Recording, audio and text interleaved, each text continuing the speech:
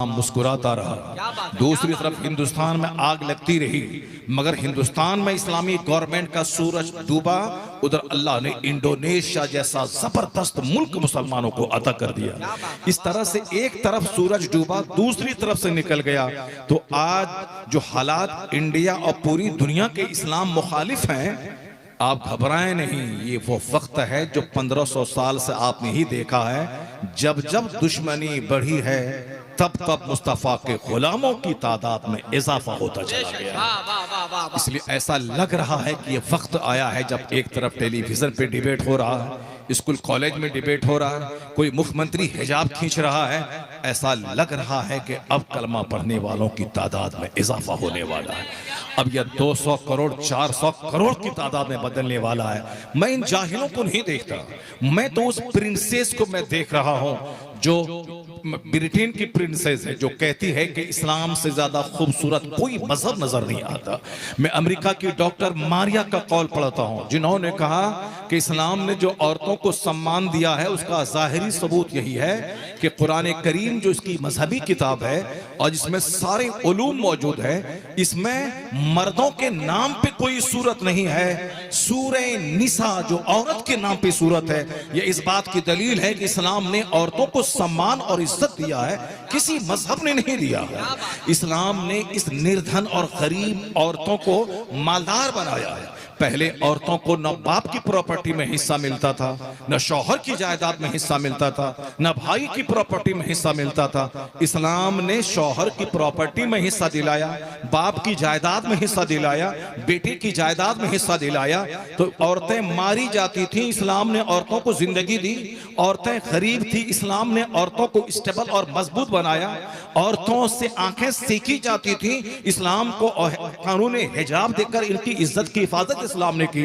वो कहती हैं सारी दुनिया गवाह है, मैंने इस्लाम को पढ़कर, इस्लाम को समझकर, इस्लाम ने जो औरतों को सम्मान दिया है उस सम्मान को महसूस करके मैं कलमा पढ़कर मुस्तफा की कनीज़ों में दाखिल होती हूँ।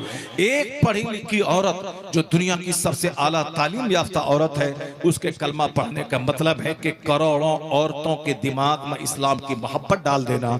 इसलिए कोई हिजाब खींच करके इस्लामी कानून को दबा नहीं सकेगा, बल्कि पूरी दुनिया में एक सुगबुगाहट है कि आने वाले वक्त में करोड़ों औरतें हैं जो कलमा पढ़कर कनीज़े फातिमा बनने वाली।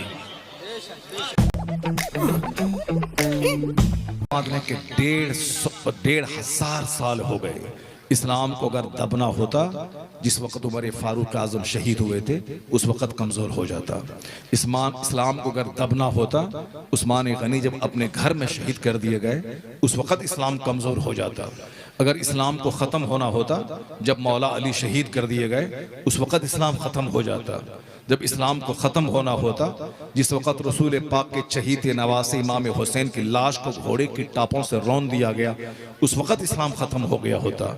इस्लाम को ख़त्म होना होता जब बगदाद की सारी मस्जिदों को तोड़ दिया गया, सारे मदरसों को गिरा दिया गया, सारी किताबों को दरियाए दजला में फेंक दिया गया, 70,000 मुसलमानों को ज़बह करके उसकी खोपड़ी की मीनार बनाकर काफिरों ने उस पर बैठकर शराब पिया। उसी वक्त इस्लाम को मिट जाना था। लेकिन इन तमाम वाक़यात के बाद इस्लाम मुस्कुराता रहा ताकि दुनिया वाला जान ले कि इस्लाम का मुहाफिज कोई दूसरा नहीं है, इस्लाम का मुहाफिज अल्लाह रब्बुल इज्जत की ज़ात है। अल्लाह हमेशा से है, हमेशा रहने वाला है।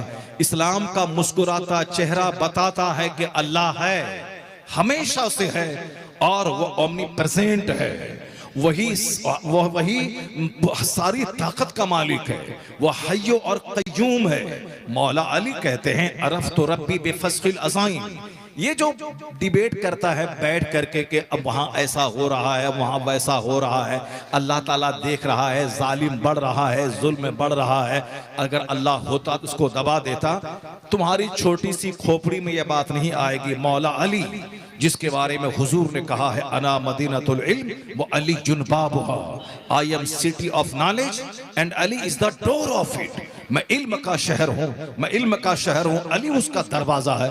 वह मौला अली जो बाबे मदीनतुल इल्म है, वो मौला अली कहते हैं कि अरफ तो रब्बी बेफस्किल अज़ाइम, जब मेरे इरादे टूट जाते हैं, मैं चाहता कुछ हूं और हो कुछ जाता है। मैं चाहता हूं कि मैं खूबसूरत बनूं मगर मैं बदसूरत हो जाता हूं। मैं चाहता हूं मेरे 5-10 बेटे हो जाएं मगर मेरी 10 बेटियां हो जाती हैं। मैं चाहता हूं कि मैं पूरा मालदार बन जाऊं, पूरे शहर का सबसे बड़ा मालदार बन जाऊं मगर मैं कंगाल हो जाता हूं। मैं चाहता हूं कि हमेशा 90 साल की उम्र तक तंदुरुस्त रहूं मगर मैं अचानक बीमार हो जाता हूं। आखिर वो है कौन जो मेरी चाहत के खिलाफ काम करता है? मैं चाहता कुछ हूं और हो कुछ जाता है। मौला अली कहते हैं मैं पहचान लिया कि मेरा रब है। मैं चाहता कुछ हूं और हो कुछ जाता है। यह इस बात की दलील है कि बंदों का चाहा हुआ सब कुछ नहीं होता है, वही होता है जो मंजूरी खुदा होता है। नारे तकबीर, नारे रिसालत, अरफ्तु रब्बी बिफस्खिल अज़ाइम। मौला अली कहते जब मेरे इरादे टूट जाते हैं तब मैं समझ लिया कि मेरा खुदा है जो मेरी नहीं अपनी चलाता है। आज से 5 साल पहले आपको याद होगा चाइना जापान में मदरसों पे सख्त नजर थी कि मदरसा कायम नहीं होने पाए। मस्जिदों पे सख्त नजर थी कि कोई नमाज नहीं पढ़ने पाए। अमेरिका यूरोप से इस्लाम के खिलाफ बयानात आ रहे थे। हिंदुस्तान में एनआरसी का एक अलग तूफान और हंगामा था। पूरी दुनिया में मुसलमानों के खिलाफ न जाने एक तूफान बरपा था। कोई मस्जिदों के खिलाफ बोल रहा है, कोई खानका के खिलाफ बोल रहा है, कोई जलसे के खिलाफ बोल रहा है, कोई टोपी के खिलाफ बोल रहा है, कोई दाढ़ी के खिलाफ बोल रहा है, कोई साहब एनआरसी का कानून ला करके मुसलमानों के वजूद के खिलाफ बोल रहा है ताकि मुसलमान घबरा के अपना मजहब छोड़ दें और हिंदुस्तान में इसको जीना है तो वो कुफ्र और शिर्क कबूल कर लें। न जाने कैसा हंगामा था। मगर मालूम है इन सारे हंगामों को दूर करने वाले ने कैसे दूर किया? एक छोटा सा कोरोना का कीड़ा भेज दिया। वह छोटा सा कीड़ा जो अमेरिका के शहर को उजाड़ दिया, जो चाइना और जापान की चमक दमक को मिट्टी में मिला दिया, जो हिंदुस्तान के सारे एयरपोर्ट पे ताले लगवा दिए, पूरी दुनिया के हर घर को जेल में बदल दिया। सारे लोग क्वारंटाइन में चले गए। बेटा मर रहा है, बाप उसके करीब नहीं जा रहा है। सब भूल गए, खानका के खिलाफ बोलना भूल गए, मदरसे के खिलाफ बोलना भूल गए, मुसलमानों की दाढ़ी टोपी के खिलाफ बोलना भूल गए। सारे लोग क्वारंटाइन साहब, मास्क और कोरोना वैक्सीन, मेडिसिन सब उसके पीछे लग गए। पूरी दुनिया के लोगों को अल्लाह ने बता दिया कि बंदे तेरे चाहने से सब कुछ नहीं होता है, वही होता है जो मंजूर खुदा होता है। तो अल्लाह ने मुझ लोगों को सजा देने के लिए फरिश्तों को आसमान से नहीं उतारा कि 1 लाख फरिश्ते उतर जाओ, सबों की गर्दनें काट दो, जाओ अमेरिका के प्रेसिडेंट की गर्दन काट दो, जाओ हिंदुस्तान की गृह मंत्री की गर्दन काट दो, जाओ चाइना और जापान के प्रधानमंत्री की गर्दन काट दो। फरिश्ता आसमान से नहीं उतरा। नमरूद जो पूरी दुनिया का बादशाह था, सिर्फ मिस्र का नहीं, सिर्फ इराक का नहीं, 4 बादशाह गुजरे हैं जो पूरी दुनिया में जिसकी सल्तनत रही है। 2 मुसलमान और 2 काफिर। उन 4 में से जो 2 मुसलमान हुए हैं, एक है हजरत सुलेमान अलैहिस्सलाम और एक है सिकंदर जुल्करनैन। यह दोनों की सल्तनत पूरे जमीन पर रही। मेरे मुस्तफ़ा की सल्तनत तो जमीन पे भी है, आसमान पे भी है, हर जगह है मुस्तफ़ा की सल्तनत। लेकिन जाहिरी हुकूमत जिसको कहते हैं आप, ये जाहिरी हुकूमत हजरत सुलेमान अलैहिस्सलाम को अल्लाह ने दी थी। सुबह कहीं, शाम कहीं हवा पे तख्त बिछता था, दोपहर कहीं, शाम कहीं, सुबह कहीं, पूरी दुनिया पे सल्तनत थी। और एक सिकंदर जुल्करनैन की मशरिक से लेके मगरिब तक पूरी दुनिया पे उसकी सल्तनत थी। और 2 काफिर बादशाह, उसमें से एक नाम नमरूद का है। नमरूद की भी सल्तनत पूरी दुनिया में रही है। इतना बड़ा बादशाह जिन्होंने खुदाई का दावा किया कि मैं मारता हूं, मैं जिलाता हूं, जिन्होंने इब्राहिम अलैहिस्सलाम को आग में डाल दिया, जिन्होंने इब्राहिम अलैहिस्सलाम को इराक से निकलने पर मजबूर कर दिया, वतन से बेवतन किया। किसको? अल्लाह के खलील को, अल्लाह के दोस्त को। अल्लाह जब छूट देता है तो बेपनाह छूट देता है और बंदा उस छूट में ये समझ लेता है कि मैं खुदा हो गया। आज देखते होंगे समाज में कोई सूद खा रहा है तो 50 साल से सूद खा रहा है, कुछ नहीं होता है। और बहुत सारे कमजोर किस्म के मुसलमान ये समझते हैं अगर सूद खाने वाले को तबाही आती, ये बंदा 50 साल से सूद खा रहा है, कुछ नहीं हुआ इसको। ये 50 साल अल्लाह के नजदीक 1 सेकंड के बराबर है। 50,000 साल के बराबर क़यामत का एक दिन होगा। वकान मिक़दारुहु 50,000 साल। आप घबरा जाते हैं कि 14 साल हो गए, आप घबरा जाते हैं कि साहब 50 साल हो गए, लेकिन जिसने ये सारा संसार बनाया है, आप जानते हैं इस दुनिया के बने हुए करोड़ों साल हो गए, खरबों साल हो गए आसमान के बने हुए, जमीन के बने हुए। ये जो आसमान का सूरज नजर आ रहा है, यह सूरज जमीन के मुकाबले में लाखों गुना बड़ा है, 1 गुना 2 गुना 10 गुना बड़ा नहीं है। यह सूरज जमीन से लाखों गुना बड़ा है, जो देखने में फुटबॉल की तरह लगता है। उस सूरज पर अगर कोई बंदा चला जाए, वहां से यह जमीन एक छोटा सा स्पॉट, छोटा सा धब्बा नजर आएगी। यह जमीन तो जिस रब ने एक विशाल वास्ट दुनिया को पैदा किया है, एक तरफ मरीख है, एक तरफ उतारत है, एक तरफ ज़ुहल है, एक तरफ नेपच्यून है, ये सब इस प्लैनेट्स हैं, स्टार्स अनकाउंटेबल, यानी जिसका शुमार नहीं हो सकता है।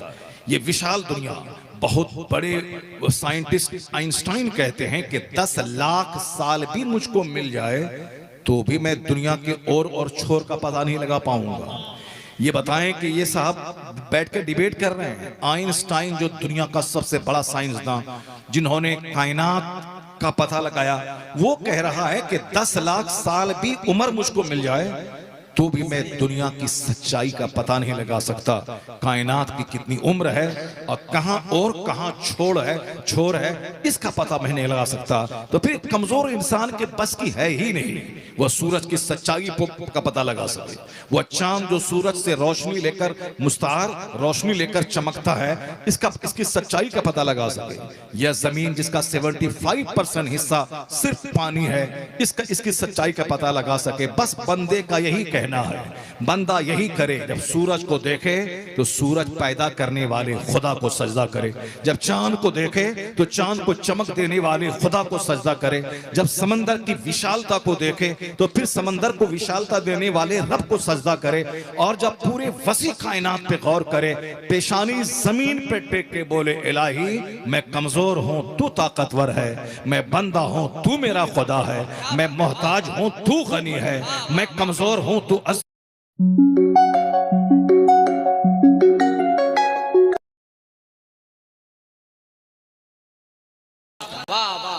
जिस पॉइंट पे आप गौर करेंगे, आखिर में बंदा इसी अजज का एतराफ करेगा कि I am nothing, Allah is everything, मैं कुछ नहीं हूं, अल्लाह ही सब कुछ है। तो जिन लोगों ने गौर फिक्र किया वो जानते हैं सच्चाई को। बेफिक्रा क्या जानने गया, बेफिक्रा क्या जानने गया, फिक्र करने वाला ही सब कुछ जानता है। मेरे पास वक्त नहीं है, वरना मैं आपको बताता कि किस तरह दुनिया के पढ़े लिखे लोग बड़ी तेजी से इस्लाम की तरफ माइल हो रहे हैं। किस तरह थाईलैंड की राजधानी बैंकॉक के एनाटॉमी का प्रोफेसर मेगाटेट तेजासन किस पॉइंट को देख करके वो कलमा पढ़ा, जो जावेद जैसे 1 करोड़ लोग जिसके पांव की धूल के बराबर नहीं हो सकते, इतना बड़ा पढ़ा लिखा आदमी सऊदी अरब की राजधानी रियाद में पूरी दुनिया को गवाह बना के कहा कि मैं एनाटॉमी का सबसे बड़ा प्रोफेसर और थाईलैंड की राजधानी बैंकॉक यूनिवर्सिटी का मैं सबसे बड़ा साइंटिस्ट, मैंने जो 10 साल में तहकीक की है, 10 मिनट में जब मुझको पता चला कि कुरान करीम में वही बात 1500 साल पहले से मौजूद है दुनिया में। कुरान तो अल्लाह का कलाम है, वो तो जब से है तब से मौजूद है, दुनिया में नाजिल हुई है ये किताब 1500 साल पहले, तो 1500 साल पहले से वह बातें मौजूद हैं। तो मेगाटेट तेजासन ने कहा जो 10 साल मैंने दिमाग जला के जिसको पाया है वो बात कुरान में मौजूद है। इसका मतलब है कि कुरान किसी बंदे का कलाम हो ही नहीं सकता है, ये बंदों के खालिक, बंदों के क्रिएटर का कलाम है। जब सच्चाई सामने आ गई है तो दुनिया गवाह है कि तेजासन कलमा पढ़कर मुस्तफा की गुलामी में दाखिल हो रहा है। पढ़े लिखे लोग बड़ी तेजी के साथ इस्लाम में दाखिल हो रहे हैं, और आने वाला वक्त इस्लाम का है, आने वाला वक्त मुसलमानों का है। ये बात अगर मैं कहूं तो लोग कहेंगे मौलाना हैं जो मुसलमानों की मायूसी दूर करने के लिए ये ऐसी बातें कह रहे हैं ताकि मुसलमान नर्वस ना हो, मुसलमानों को हिम्मत और हौसला मिले। ये बात मैं नहीं, ये बात आज से 50 साल पहले डॉक्टर बर्नार्ड शॉ ने कही थी। बर्नार्ड शॉ जो दुनिया का एक बहुत पढ़ा लिखा अदीब, मैंने कॉलेज में बर्नार्ड शॉ की लिखी हुई किताब मैंने पढ़ी है, और जो भी कॉलेज स्कूल में पढ़े हैं जरूर वो डॉक्टर बर्नार्ड शॉ के बारे में जानते हो। कितने बड़े ड्रामाटिस्ट और कितने बड़े अदीब थे। उसने आज से 50 साल पहले कहा था, if any religion has a chance of ruling over England and Europe within the next 100 years it is इस्लाम।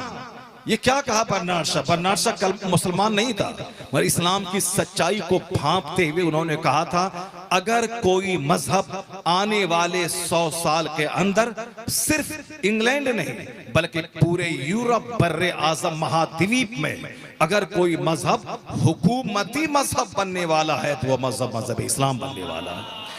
इसको अपने घर में दीवार पे लिख के रखे, if any religion has a chance of ruling over England and Europe within the next 100 years it is इस्लाम।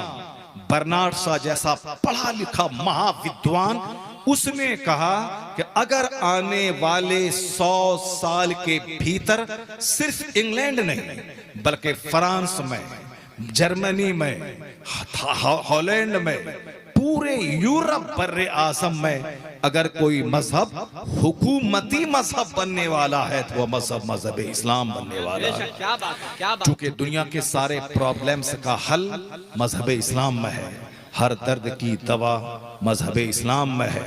दुनिया के सबसे बड़े मुअल्लिम मुस्तफ़ा जाने रहमत की ज़ात गिरामी है।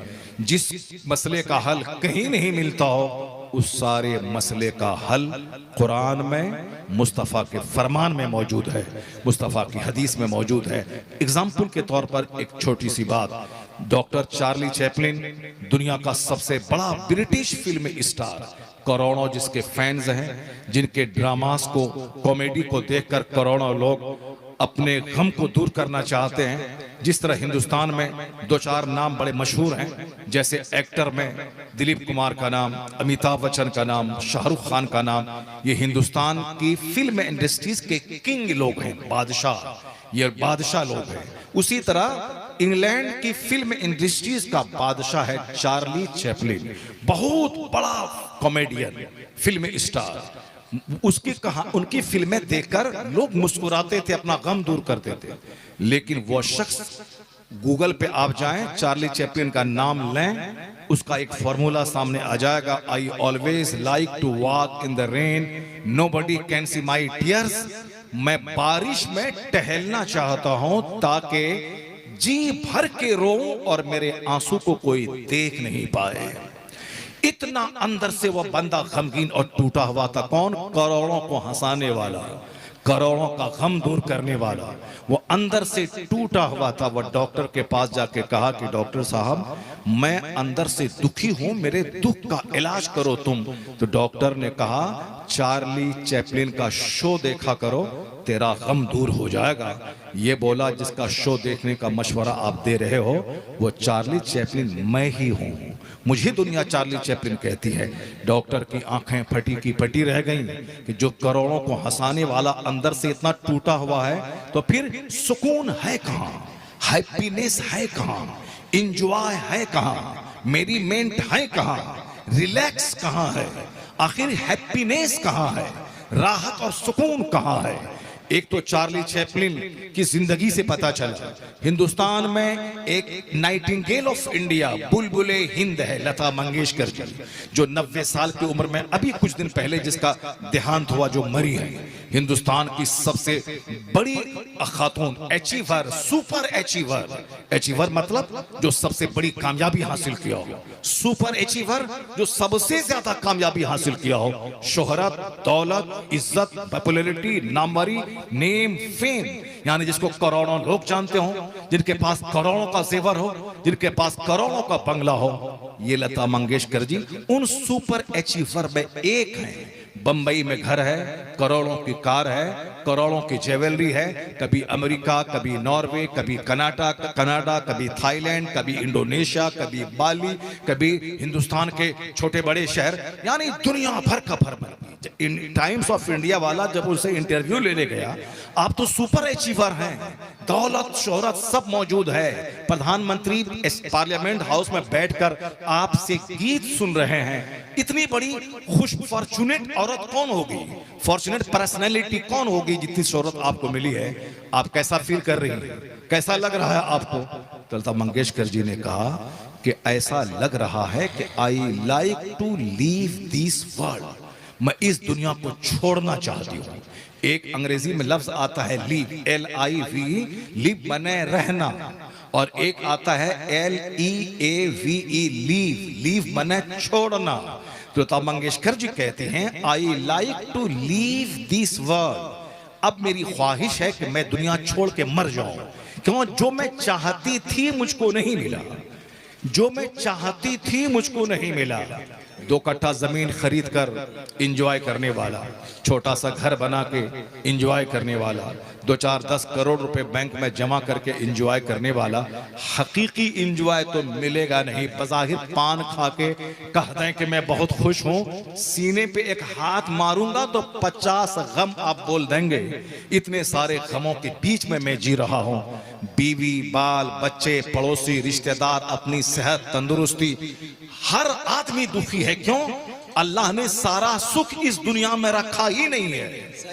अब आप अच्छे हैं, दौलत है तो तंदुरुस्ती नहीं है, तंदुरुस्ती है तो दौलत नहीं है, दौलत है तो बाल बच्चे अच्छे नहीं हैं। बिल गेट्स को कौन नहीं जानता, दुनिया का सबसे बड़ा मालदार। वो उन्होंने सॉफ्टवेयर कंपनी का दियो उसको बोला जाता है, सॉफ्टवेयर जाइंट, यानी जो आज पूरी दुनिया में कंप्यूटर सॉफ्टवेयर है उसका वो दियो भूत बोला जाता है उसको, बिल गेट्स को। इतना बड़ा मालदार पूरी दुनिया का, मगर जब देखा कि मेरा बेटा बाकी हो गया, मेरा बेटा दौलतों की फरावानी की वजह से बिगड़ गया, उसने कसम खा लिया कि अब मैं दौलतों में दिल नहीं लगाऊंगा, बल्कि मैं अपनी आधी दौलत हेल्थ और एजुकेशन के क्षेत्र में मैं डोनेट कर देता हूं। जब मेरे बच्चे दौलत की वजह से बिगड़ गए, बच्चा मेरा नहीं हुआ, अब मैं दौलत लेके क्या करूं? उन्होंने अपनी सारी जिंदगी एक ट्रस्ट बनाकर मानवता की सेवा में गुजारने का फैसला कर लिया। जब उसके पास सारी खुशी नहीं है तो इसका मतलब है कि खुशियां दुनिया में नहीं है। दुनिया में तंदुरुस्ती है तो खूबसूरती नहीं, खूबसूरती है तो दौलत नहीं, दौलत है तो पड़ोसी अच्छे नहीं। अगर सब कुछ है तो अचानक मर जाने का अंदेशा, अचानक बीमार पड़ने का अंदेशा, अगर मैं सेहतमंद रहूं तो बाल बच्चों की बीमारी का अंदेशा। यानी पूरी दुनिया में कहीं फुलफिलमेंट नहीं है। क्यों? अल्लाह ने सारी खुशी जन्नत में रखा है। माशाअल्लाह। जहां ना बुढ़ापा है, जहां ना बीमारी है, जहां ना पसीने की बदबू है, जहां ना कोई हासिद है, जहां ना कोई दुश्मन है, जहां ना शोर है, जहां ना हंगामा है, जहां ना जवानी के लूटने का डर है, जहां ना बीमारी का डर है, ना पेशाब पाखाना का की तकलीफ है, जहां ना पसीने की तकलीफ है, जहां ना नज़ला और जुकाम की तकलीफ है। हर एतबार से परिपूर्ण जगह है वो जन्नत, जहां सोने चांदी की ईंट से बना हुआ मकान, जहां मोती की तरह चमकते हुए गिलमान, जहां थूकें तो 7 समंदर का पानी मीठा हो जाए वो हुस्नो जमाल वाली हूरें, जहां 30 साल की जवानी चाहे 90 साल का बूढ़ा दुनिया में क्यों ना मर जाए, अगर अल्लाह उसको जन्नती बनाएगा तो 30 साल का जवान बना के जन्नत बनाएगा। इस तरह से सारी फुलफिलमेंट जन्नत में है। तो लोग दुनिया में तलाश कर रहे हैं कि मैं मकान बना के एंजॉय करूं, मैं गाड़ी खरीद के एंजॉय करूं, मैं साहब हॉस्पिटल बना के एंजॉय करूं, मैं कॉलेज की डिग्री लेके एंजॉय करूं। नहीं, एक डिग्री मिलती है तो दूसरा 10 दुख सामने आता है। एक मकान बनता है तो फिर 50 दुख सामने आ जाते हैं। एक खूबसूरत औरत मिलती है तो फिर वहां से 50 नए दुख के दरवाजे खुल जाते हैं। यहीं से बंदा को सीखना चाहिए कि सारा सुख दुनिया में नहीं है, सारा सुख जन्नत में है, और उस जन्नत की झलक इस दुनिया में उसके हिस्से में है जो उस जन्नत की तैयारी करते हुए खुदा को सजदा करता है। You have spoken beyond your time.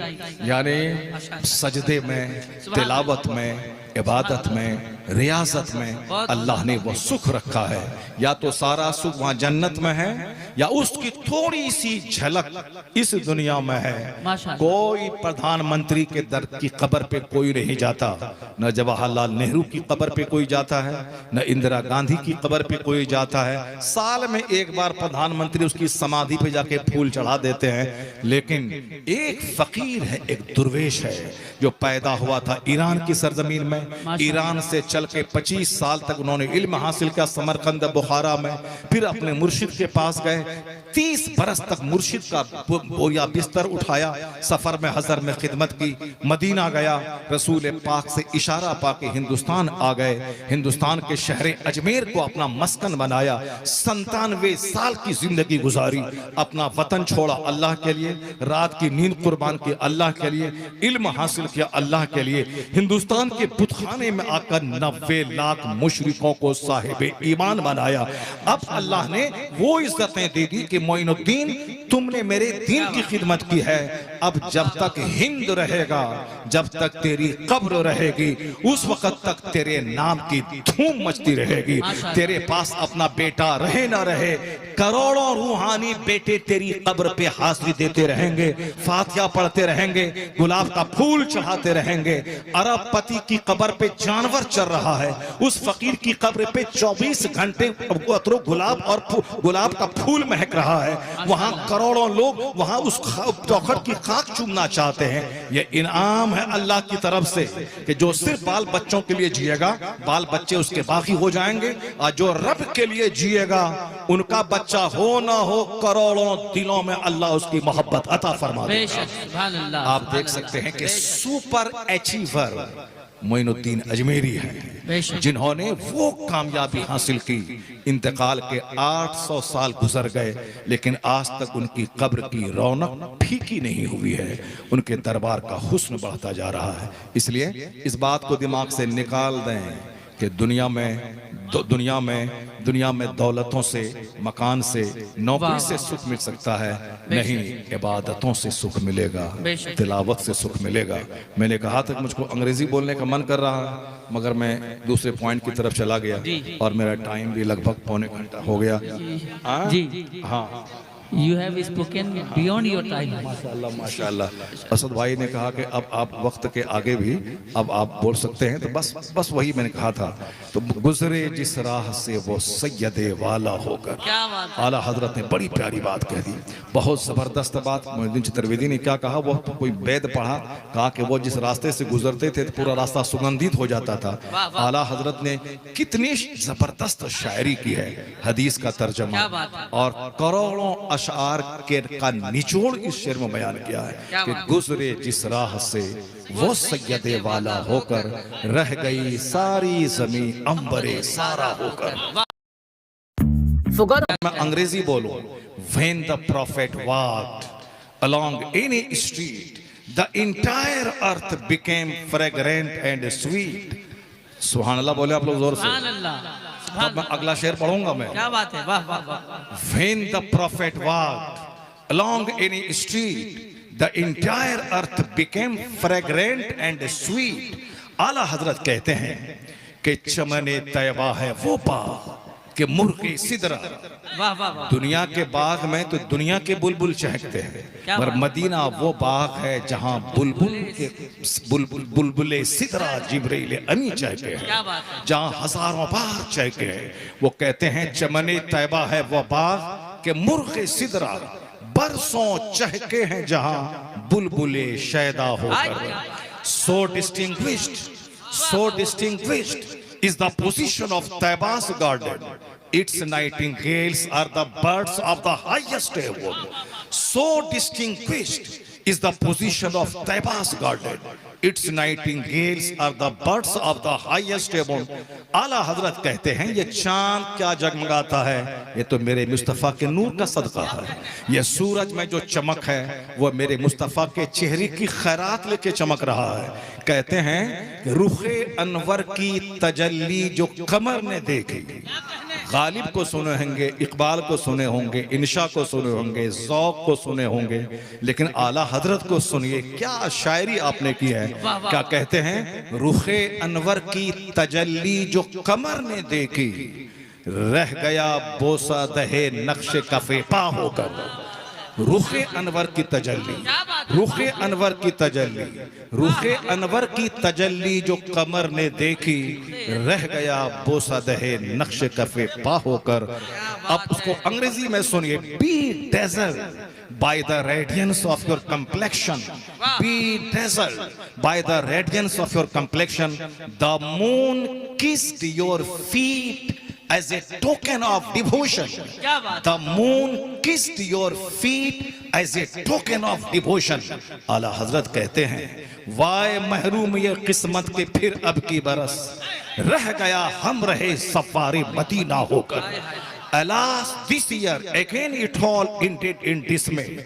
I accompanied the pilgrims but was left in the way. बस एक आखिरी पैगाम. आला हजरत शेखुल इस्लाम थे, आला हजरत शेखुल मुस्लिमीन थे, आला हजरत कुतुबुल इरशाद थे. ये साहब लंगटे लोग क्या जाने आला हजरत किसका नाम था.